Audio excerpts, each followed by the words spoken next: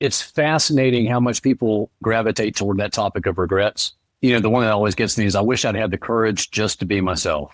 How much time that we spend, placating other people or pretending to be somebody that we're not, or pretending to be invisible. We're not having that courage. Matthew and I can both attest that, in terms of YouTube video views, in terms of requests for talks, regrets is always the number one.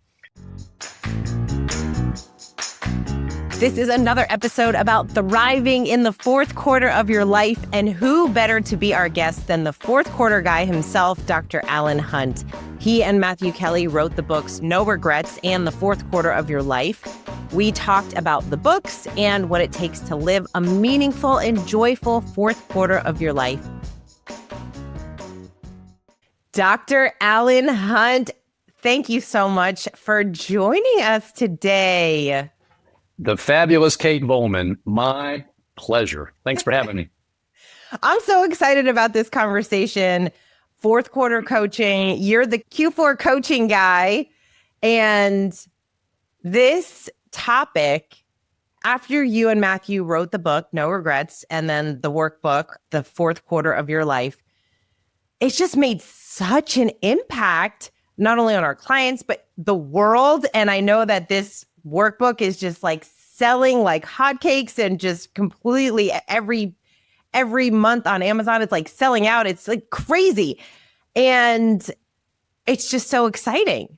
It's baffling is what it is. It's baffling. It's exciting and it's baffling, but it does, like you said, it's selling well on Amazon. So I can go to Wendy's twice a week now instead of once. So it's fantastic. That's good. Which, when you're in your fourth quarter, that matters. That matters. They got those cheap discounts like before 4:30 and everything.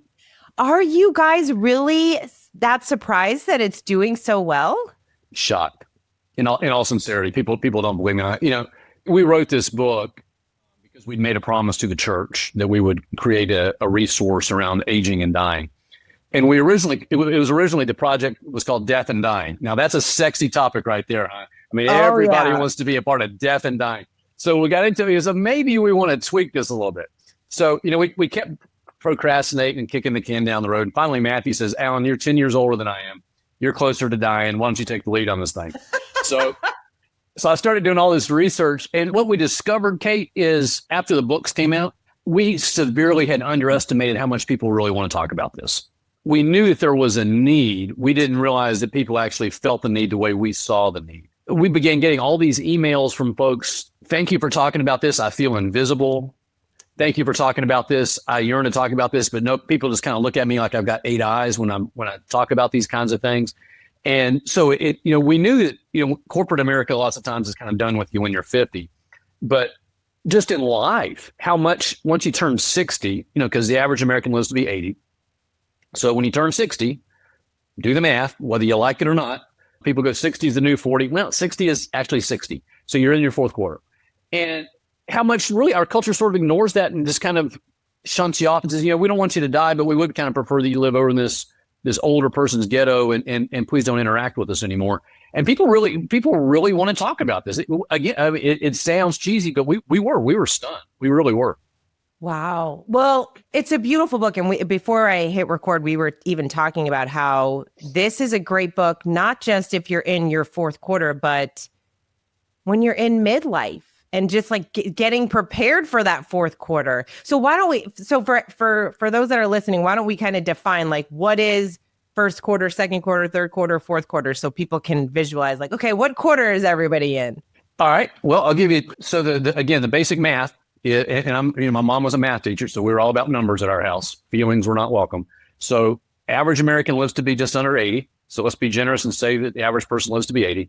So 0 to 20, you're essentially growing. 20 to 40, you're essentially second quarter. You're building your life. You're making decisions about marriage and jobs and careers and education. 40 to 60, you're kind of in your prime at that point because you built your life. So third quarter, you're in your prime. And 60 to 80 is your fourth quarter, which a lot of people, and if you get to live past 80, which a lot of people do, you get bonus overtime. And a lot of my friends joke, sudden death overtime kind of thing. And if you're lucky, you get to, but most of us don't make it past 80. And so as you get to that 60 to 80, you do realize priorities shift a little bit. You begin to see things differently, and you also begin to realize, okay, there is an end to this, and so it does rearrange things in your head. And some people process that better than others. But the one study that I always go back to, Kate, that to me is sort of the kind of the landmark one, was from out of Yale, where a woman who was an epidemiologist, I don't know how she got on this project, but she began to study all the studies of aging, like hundreds of them. And she found a really simple fact, that if you have positive beliefs, positive hopes, positive dreams, and positive expectations about aging in your fourth quarter, on average, you will live 8 years longer than people who don't. And that actually is more effective in elongating your life and giving you higher quality life, not just longer, but quality. That's more effective than lowering your cholesterol. It's more effective than losing weight. And it's even more effective than quitting smoking. That's the one that got my attention. It's like just having positive expectations and dreams for your fourth quarter actually has a massive impact on the quality and the quantity of life that you have. Even better than quitting smoking. Oh, wow. I mean, that doesn't feel very surprising, just because isn't that life in general? That, I mean, you have a better, if you are thinking more positively and you have a plan and you are working towards something and making progress. I hear a lot of stories about people who, after they retire, they can become very depressed. They get very sad there because they don't have a purpose every day. And if you wake up and you don't have a purpose, I know to some people it might seem like, oh, I just want to wake up and I want to play golf and lay at the beach and hang out. But do we really want that kind of life? It's good for about a week. Yeah. Week, 10 days. Yeah. Like, you need purpose. Yeah. And you're right. I mean, you're the queen of dreams. I mean, you're the dream queen. And so you get that. I mean, whether you're 20, 40, 60, or 80, having dreams and that positive anticipation and something that's driving you makes all the difference in the world in terms of your quality of life and your satisfaction and your vibrancy. You're right. But I mean, I guess maybe it's because I grew up in North Carolina where everybody smoked, and I'm in the generation of people that we were always taught not to smoke. To actually think that having to have the data that shows to have positive dreams, hopes, expectations, and beliefs about your fourth quarter is more effective to elongating your life than quitting smoking. To me, that was jarring. It really was, because all your life you've been talking about, oh, if you smoke, you're going to die. You're going to die early. You're going to die this painful, horrible death. And it's the best thing you can do is quit smoking. Turns out, actually, like you said, having dreams and expectations is more powerful. So I guess maybe I'll start smoking and see what finds out. See what I can find out. No, that cannot be good. Don't do that test. That's probably not. This a good podcast thing. Sponsored by Camel. Oh my gosh. Well, let's talk about that, because a couple things. One, obviously, we help people with their dreams, and we are helping them rediscover their dreams and then achieve their dreams. And it's so, I don't know why it still sometimes shocks me how many people don't ask that question, or aren't thinking about, or have never written down their dreams, or have lost their dreams. And this is when they're still in their 30s, 40s, and they don't really think about it.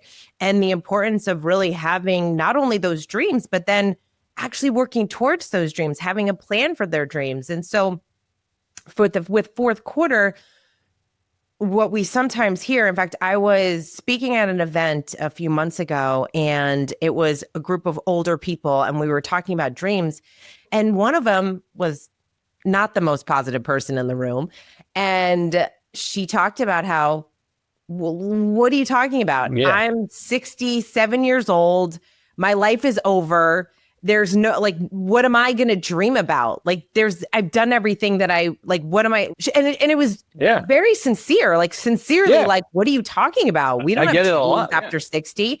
So so that's a conversation that you have with a lot of people. And how do you have that conversation? What do you say to them? I do a lot of work with guys. I don't know. It's just sort of worked out that way. And I do a lot of work in groups. A lot of groups want to be talking about this together, which is fascinating. That really more people want to be talking about this collectively than they do individually, one-on-one. It's fascinating. And they kind of learn from each other and are surprised by each other. And no matter whether I'm doing a 12-session thing or a 4-session thing or whatever it is, I always start with what are your dreams for your fourth quarter? And it really is, it's an arresting question for some people, like you said. It's like, oh, I never really thought about that. I mean, I just gave this talk not long ago to a group of about 125 men, all professional guys from 7 a.m. to 8 a.m. on a Friday morning. So, I mean, hardcore dudes. And guy comes up to me, he goes, man, I never really thought about this. He said, I'm turning 60 this year. I'm an executive vice president of Ernst & Young or Pricewaterhouse, one of those big accounting firms. He said, and I just realized when you said that, I have spent my entire life engineering it to get to this point, to have this career and to have this title, and that's all going to go away. What am I going to do? And I went, well, start dreaming now. That's what you're going to do. And so some of it's around travel. Some of it's around, like you said, the purpose.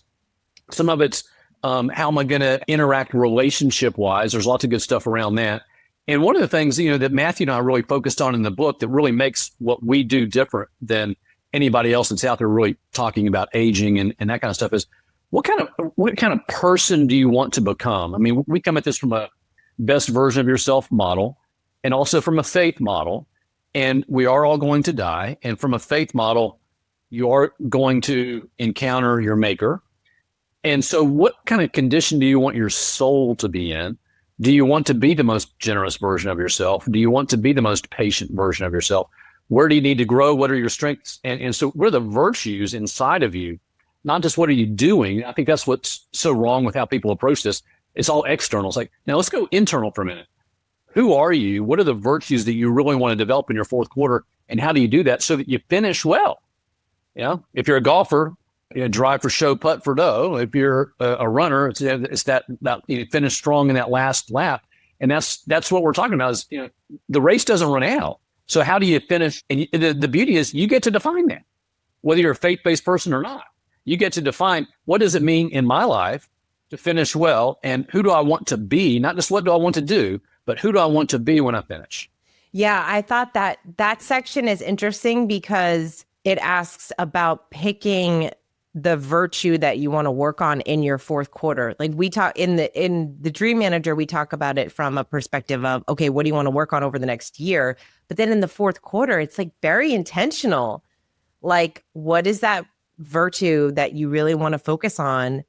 And when you're working with your groups and one-on-one, is there like one virtue that you feel like lots of people have in common that they want to work on?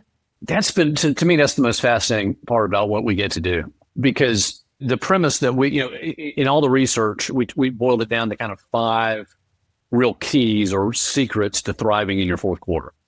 And one of those, like you said, is to embrace your fourth quarter virtue. If you focus on one virtue and really intentionally pursue that, it will actually bear fruit in other parts of your life and other virtues. If you try to pursue like 6 or 8 virtues and try to become more generous, more patient, more loving, more forgiving, all those kinds, you don't make any progress. But do focus on one, and these other ones begin to sprout.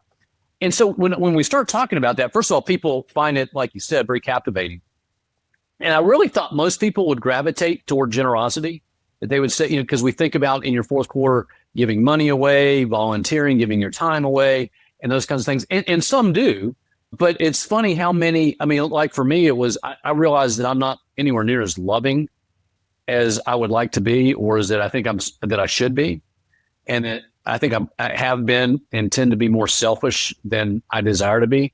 And so I really kind of focused my fourth quarter around becoming the most loving version of myself, and in different situations and conversations, pausing for a minute and go, okay, and what's the most loving thing I can say here? What's the most loving response that I can do? Or what's the most loving act in this situation? And so, I've got one client, his is humility, which really surprised me. CEO of a public company, he goes, I really need to work on humility because people tell me how great I am all the time. And I know that I'm not, but I know that as soon as I retire, all that, I've gotten used to all these people telling me how great I am. So I really want to work on humility. So it's fascinating. It really is the ones that people pick. Just for the listener, we're talking about being loving, as we're recording on Alan's wedding anniversary to his beautiful wife of 37 years, which is so wild. So I'm sure she's happy that that's your focus. Yeah, so I was going to say that's another example of how unloving I am. Is that here I'm on my 37th wedding anniversary and I'm talking to you doing a podcast. What is the matter with me? Thanks for pointing that out. I appreciate that. That helps Get my it humility. together, Alan. Yeah, Get it that's right. together. Yeah. You're my humility coach. That's right. So I think it's interesting that when you talk about group coaching and how people want to talk about this, women, I am fascinated by women. We will share our deepest, darkest secrets with the stranger we just met at the table or that we ran into in the ladies' room or something, And men, they don't do that. They don't come together. It feels like it's not as natural for them to come together. That's not true. They come together, but they don't talk about the things that women talk about. They'll come together and, they'll just talk about sports or their set. Beer, golf. Yeah, like the kind of surface level. I mean, I think every woman that will share that their boyfriend or husband or significant other will get off the phone with them and, oh, my buddy's getting married, and they'll ask him questions like, oh, when did it happen? How did it happen? Yeah. And how long have they been together? And he knows nothing about anything. Yeah. And it's like, how? Like, what is this? And so I think it's wonderful to be able to have groups like this where people are talking about life in this way. And I think that it's so meaningful and that men really do want it, but there doesn't seem to be as many opportunities for them as there are for women. Yeah, that's a great observation. And I guess two thoughts on that. One is, I was a pastor for 20 years before I transitioned to writing and speaking and that kind of stuff. And so I think people that I meet with tend to self-select oftentimes in church and faith-based settings, first of all. So there's that bias. And secondly, it is, I guess, surprising to me. It's not shocking, but it is surprising to me because I've spent so much of my life talking about these kinds of things. It is surprising to me. I've got one group of 75 men that I meet with a Saturday morning once a month for a year. So we completed one cohort last year. We're doing another cohort this year. And these are all guys that they're fairly affluent. They're fairly successful. There is a certain demographic in this area that I lead this workshop in, and they all fit that demographic. And it's surprising to me how many of them, and to your point, a lot of them are in their 30s, 40s, and 50s, which is good. But how many of them say, this is so helpful to me because I don't ever have anywhere in my life where I can take a step out and actually look and ask myself some of these larger questions. It just, that kind of makes me sad, to be honest. It's like you're so busy with the stuff of life, taking care of your kids and working and traveling for this business event and making that sale and taking your wife out to dinner, that you never take a step back and go, where am I actually going and why am I going there? And what am I trying to accomplish in this? And so they're really grateful for that. But I guess I spent so much of my time in my life thinking about stuff from a 30,000 foot level that it surprises me that people don't occasionally take that step out to do that, to really think about, I've been on this boat for a long time, but I don't have any idea where it's going. Or in fact, I'm not even sure who else is on the boat with me. It's fascinating. It really is. Yeah. Oh my gosh. I mean, this is why coaching exists, right? It's that opportunity to have someone to talk to have that third party person. In fact, I remember a couple of years ago, I was coaching someone in Dream Manager, and it was so cool because he said, and this is someone that told me right in the beginning, I'm not sharing my feelings. So if you think I'm sharing my feelings, I'm not. And I'm like, okay, you can do, this is your session. Thanks so much. Yeah, exactly. Yeah. Meanwhile, 3 months in, he's like in tears. And I was like, yay, like we're making some progress. But I'll never forget, he was talking about how he said, I wish that I've made more progress in this program, but what it feels like is I feel like I have been steering a ship in one direction and it's slowly moving. And I know that it takes some time to turn a ship around. And I've been going in one direction for so long. And it was like, oh, like just that idea of he feels like he is making progress, but it's just taking a little bit of time because he's just so used to the grind and doing the same thing. It's like the guy that was the senior vice president or whatever it was of Ernst & Young or whatever. It's like, all I've done is this. And now what? I mean, because when all you've done is that, you're not going to just turn on a dime. It's like, okay, but first of all, I got to start thinking and dreaming, and then I've begin mapping this out, and then I need to bring my wife and my family along on this because it's not just me on this fourth quarter journey. And so, yeah, and that's what we tell, because all these guys that I'm in that one cohort, I mean, they're all get it done, fixer, leader, blah, blah, blah, spreadsheet, Gantt chart, blah, blah, blah. And so they don't want, in the beginning, they're like, can't we just kind of get to our fourth quarter plan? I was like, no, in January and February, we're not. I said, in November and December, we will. But this is a process of helping you really listen for the voice of God and listen into yourself as to who you are, who you want to be. And if you just rush to the plan, it's just going to be yet another thing you stick on the bookshelf and you never come back to. It's like, no. But people want to rush through it just like it's another part of life. It's not. It's really not. And it matters, man. It matters. I mean, how you finish matters. It does matter. I know. Look, thank you for validating. Thank you for validating my feelings, Kate. You're.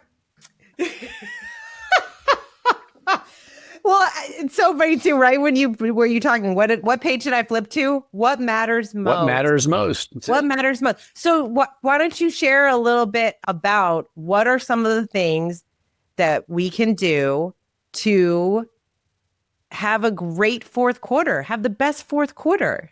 So, like you mentioned, we wrote the 2 books. One was the fable, No Regrets, a fable about living your fourth quarter intentionally. Because we really felt like when we started this project, that when you talk to people in the U.S. about aging, I don't know what it's like to talk to them in Brazil or Germany, but in the U.S., when you talk to people in the U.S. about aging, their eyes just sort of glaze over and they go, yeah, I know, I'm going to get old, I'm going to die, and they tune out. And so we thought, how do we get people's attention? So that's why we wrote the fable, to kind of try to lead them into a story where they go, oh, wow, I probably should think about this a little bit. And then the fourth quarter of your life, which you're pointing out, and I appreciate you wearing the matching dress today. That was over and above the Call of Duty. Well done. You think I could at least, on my anniversary, I could at least have worn a shirt that matches my book cover. That was, like you said, it's kind of a workbook. It's 40 exercises, some of which you can do in a few minutes, some of which you're going to need to reflect on for a few days or weeks even. But it's not necessarily meant to be done sequentially. You can kind of come in and out of that book however you want, depending on what's grabbing you at a certain time.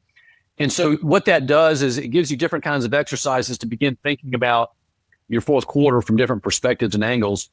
And kind of baked into that are the 5 keys to thriving in your fourth quarter. And the first one, again, we come at it from a faith perspective, is to say yes to God, because that opens up a whole different dimension of your life. And it also reminds you of who you are and where you're going. The second one is to forgive often. I think that's one of the things that has surprised me the most along the way, Kate, is how much baggage people bring into the fourth quarter, and it kind of weighs them down.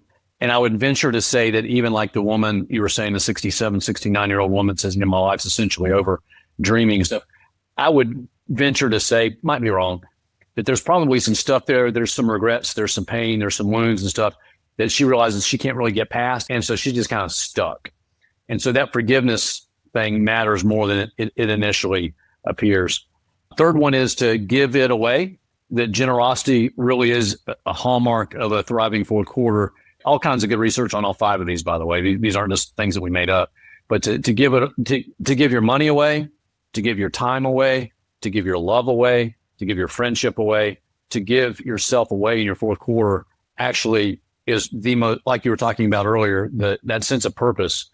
When all you're doing every day is figuring out, okay, what's going to give me pleasure today? Is it playing golf? Is it going to the beach? Is it even taking my wife out? That's a pretty empty life in a hurry if you're not careful. And so that giving it away in every aspect of your life is crucial. Number 4 is to be open to life. You and I were talking about this along the way. The tendency as you age is to kind of shrink your life, to develop habits and say, these are the things that I do and I don't do anything else. These are the places I eat. I don't go anywhere else. This is where I vacation. I don't go anywhere else. These are my hobbies. I don't do anything else. These are my 4 friends. I don't do anything else. And your world gets smaller and smaller and smaller. And all the research shows you need to do the exact opposite. You need to push against that tendency. Try to make some new friends, particularly people who are younger than you. Indulge yourself, learn a new hobby, go on a trip that you never would have envisioned. Learn a new language, learn to play a musical instrument, something, so that you're pushing yourself to stretch and grow in new ways. And then the 5th one, as you mentioned earlier, is to embrace a fourth quarter virtue. That really lends a real fuel and momentum to your fourth quarter if you have that virtue that kind of is a centerpiece each day that, I really am working on joy. A lot of people want to pick that one. It's like, I think I lost my joy along the way. And so in my fourth quarter, I really want to rediscover that joy. Or again, using generosity as one of those, that it lends a real crisp focus to your fourth quarter that produces all kinds of other blossoms and fruit in your life. You say all of them and it makes so much sense, right? Like if we get these things right. Yeah, do those five. Yep. And one of the chapters that I really love is the one about regrets, and the story about how Matthew had visited the hospice nurses and how he shares the regrets of the people who are dying. And oh my gosh, just read that list alone. And I feel like it inspires us to say, oh my gosh, I don't want to be saying these things at the end of my life. And so what do I need to do to make sure that that doesn't happen? And, some of the ones that I highlighted was, I wish I had made spirituality more of a priority. I wish I hadn't spent so much time worrying about things that never happened. I wish I had stayed in touch with old friends. I wish I had touched more lives. I wished I had lived more in the moment. There was one about I wish I had loved more, like just to your point of giving stuff away. But that the whole worrying about things that don't happen. I mean, I think about how many people we talk about scenarios and what if this and that and all, and we spend all this energy when instead we could be focusing on some of these other things. And these other things are part of what's in the workbook. So is there a chapter or a section that you really love doing the most with people, or that has surprised you the most when it comes to the people's outcome or just how they interact with the content? Yeah, I mean, and you just hit on it. It's fascinating how much people gravitate toward that topic of regrets. The one that always gets me is I wish I'd had the courage just to be myself. How much time that we spend, placating other people or pretending to be somebody that we're not, or pretending to be invisible. We're not having that courage. But Matthew and I can both attest that, in terms of YouTube video views, in terms of requests for talks, regrets is always the number one. I have a session I do in my retreats and workshops and that kind of stuff around regrets. I tell you, so there's essentially three things that you can do with your regrets. One is to learn from them, a learning moment. Two is to redeem them, like a friend of mine who's an extreme example, but he and his college girlfriend got pregnant and he really, really, really encouraged her to have an abortion. And he regretted that for 40, 50 years. And in his fourth quarter, he's really used his position and his money to help create pregnancy centers and that kind of stuff to help women really think about that. So you can learn, you can redeem. And what I really focus on is the rest of what we're going to do together in our fourth quarter visioning, dreaming, mapping is you can create a plan. If you know that these are the regrets, because the chapter that you alluded to, these are the most frequent ones. So these are the ones that you're most likely to have. So if you know that now, you can create a plan to avoid having those regrets. So you can not only redeem regrets and learn from regrets that you already have, you can also map out a plan that's going to reduce the likelihood that you're going to have these 15 or 20 regrets, because if you don't, you probably are going to have them. So how do we create those positive dreams and expectations and a plan so that you say, I actually did have the courage to be myself. I actually did love the people that mattered most to me. I actually did use my gifts, et cetera. How do you coach people on helping them let go in order to move forward? If they have something in their life, I feel like some of us, like that gentleman, I mean, you made a decision. Obviously, we know we can't go back, but it's so challenging to let go. And if we can't let go, it's so hard to move forward. So how do you coach people through a challenging situation so that they can open up their heart and their mind to really take advantage of the workbook and all the activities and have a great fourth quarter and envision it in a way that makes them excited? Well, I mean, there's a lot of layers to that, as you know, Kate Volman. One of them is that forgiveness, that forgiving often, and a lot of times it's forgiving of self that we need to really spend some time on that. And so I've got some exercises to help people kind of work through how do I forgive myself. And secondly, I mean, again, not to toot your horn as the queen of dreams, but the dreaming really helps you to, forgive me for quoting Vince Gill, but there ain't no future in the past. And so the dreams help you to envision the future you can't change that past. Or C.S. Lewis said, you can't go back and rewrite the beginning, but you can begin right now to write the ending. And so let's talk about that. Let's talk about forgiveness and forgiving of self, and let's talk about how we might redeem some of those regrets and what we need to learn. But let's focus on what we can actually control, and let's actually listen for the voice of God in terms of what do I want this fourth quarter to look like, and let's move toward that. Now, sometimes it takes some people longer than others because they're real, like you said, they're really stuck in the mire, and other people are able to kind of move kind of quickly through that. But the forgiving, the dreaming, are really, to me, those to me would be the two biggest words: forgive and dream. Can you share a story of someone that you're coaching that stands out to you that you're really proud of, that was a really incredible kind of breakthrough that they had because of the Q4 coaching? Let's call him Bill. Give him a fake name there, or whatever the word, pseudonym. Bill came to me actually because his wife was really concerned about him. And she called and she said, I need to help Bill because Bill is stuck. And I'm really worried that this is going to spiral even more downward than it already is. And he was mid to late 50s, just busy doing his stuff, had kind of bounced around from a few jobs, wasn't happy in any of them. And the place that he was at, he had recently changed. And so he couldn't change again, but he felt completely invisible and not like he was adding value or was even significant in the place. And he really kind of lost track along the way of who he really is. And I think what helped him the most was to what you said there in chapter 7 of the book is, what matters most. Let's spend some time, Bill, thinking through. Don't worry about what matters most to your boss or your company, or let's don't worry about what matters most to your wife or to other people that you feel like have expectations of you. What matters most to you? And as we talked about that, and as we worked through that, we kind of identified the several things that really are the hallmarks of Bill. And none of them are professional achievement. None of them are income. I mean, that stuff just doesn't matter to him.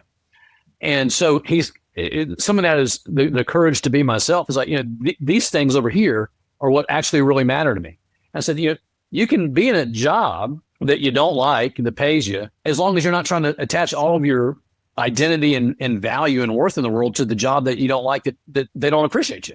This is the stuff that gives you life. This is where you find meaning. This is what you want to be remembered for. This is the legacy you want to leave. These are the relationships you want to invest in. Let's create a plan that allows you to do that. And the job is just over here. But so many, and you can speak to this better than I can about women, but so many men, you know this quite well from the work you do, so many men identify and define themselves by what their job is and what they do. And a lot of what I try to help them understand is what you do, not just your job, but what you do, anything, whatever, is only one expression of who you are. First of all, it's not who you are. And second of all, it's not the only expression of who you are. So let's ratchet that down a bit, because at some point that's going to go away. And the people that I find struggle the most are the people that can't let that go. And so they're in their fourth quarter, they're 70, they're 75, and they're 80, and they're still desperately clinging on to the third quarter, trying to be professionally relevant, trying to be successful by the business world standards, that kind of stuff. And they don't realize that everybody else is looking at them like, what are you doing? You're just kind of flailing around, but they can't change in their mind because they invested so much in that third quarter of being this premier lawyer or this premier entrepreneur or this premier speaker or whatever. They can't let it go. And their fourth quarter really just becomes pretty miserable for everybody around them, because they don't ever recognize that they're in the fourth quarter. Oh my gosh. Yeah. It's fun. I love getting to do this. I mean, I really, really do. And I actually come to like these group settings a lot in terms of the transformation of these guys sitting, usually there'll be 6 of them at a table, and, there's like 10 tables or whatever. And the little interactions that they have is actually listen to each other. And as they slowly but surely, like you were talking about, slowly but surely, they begin to open up a little bit. And once 1 or 2 guys opens up, I mean, that's the advantage of having been a pastor 20 years, is that I can kind of accelerate that process. I know how to do that. Once 1 or 2 of them do it, the floodgates begin to open. You're not quite as vulnerable. So it's, identifying somebody that you feel like early on, if I can just get this guy to stand up and share a little bit for the whole group, everybody else is going to open up in a hurry. Those little kinds of things that really accelerate it.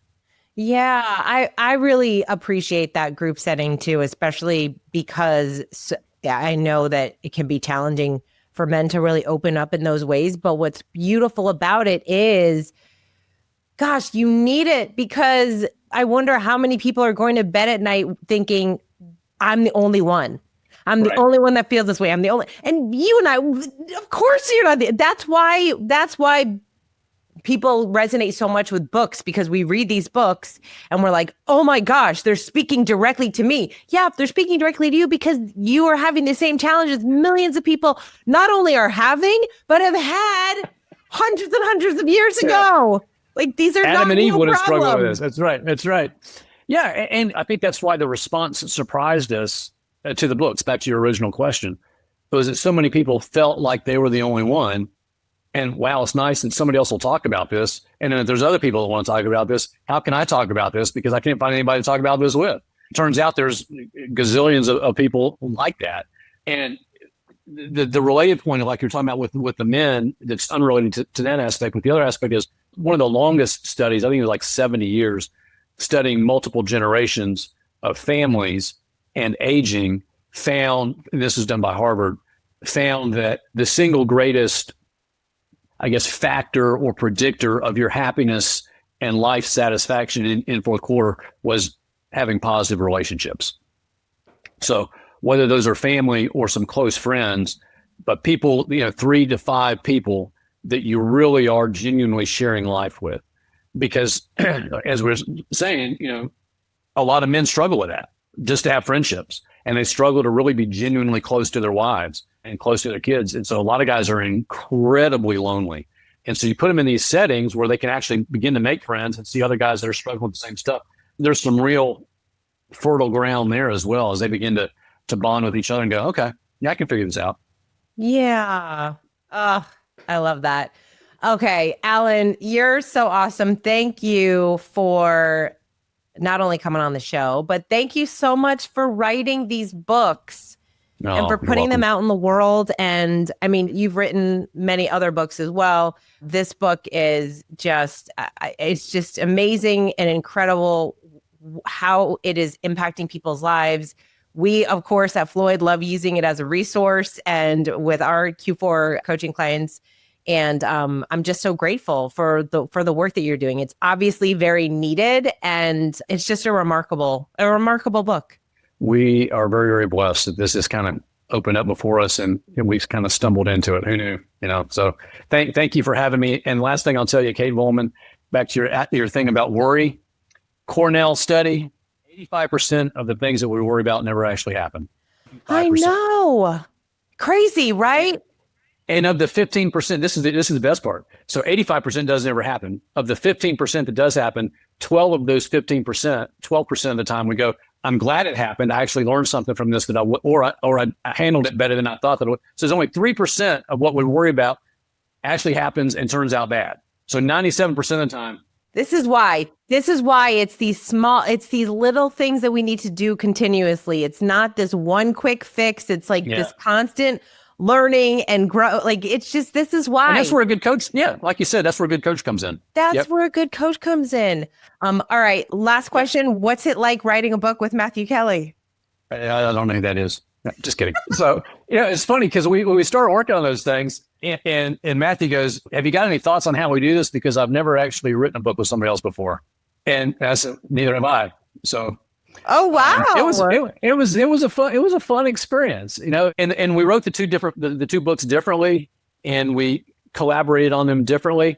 But it was really fun, What I love about Matthew, among many things, but one of the things I love about him is he just thinks about stuff really differently than the average human being.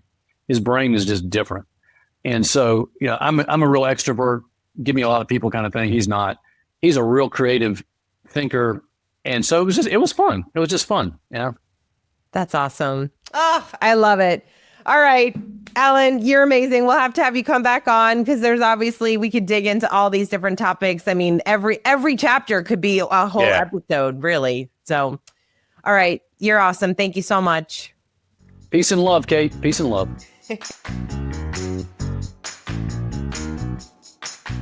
I hope you enjoyed this episode and there was at least one idea one story, something that Alan shared that is inspiring you to think about your life a little bit differently. If you are in the fourth quarter of your life, or hey, if you're in the second or third quarter and you just want to be a little bit more intentional about your life. And like Alan talked about, not only do we have to create those dreams and have those dreams for ourselves, but then we get to create a plan to achieve those dreams. So if you are interested in digging into the workbook, I highly recommend you get a copy of The Fourth Quarter of Your Life, as well as No Regrets, and dig into the workbook. And like Alan said, you don't even have to go chapter by chapter. You can go to different sections and see what is really resonating you at this time in your life and focus on those areas. Obviously, going through the workbook is amazing, but if you want some support, if you want some coaching, someone that's not only going to encourage you, but also hold you accountable to doing the things that you say you want to do to make sure that you have the most incredible fourth quarter of your life, we would love to have that conversation with you. So of course you can reach out to us here at Floyd, and we would love to talk about what coaching might look like for you. So if you're interested in learning more, you can go to q4coaching.com. Thank you so much for being here. Until next time, lead with culture.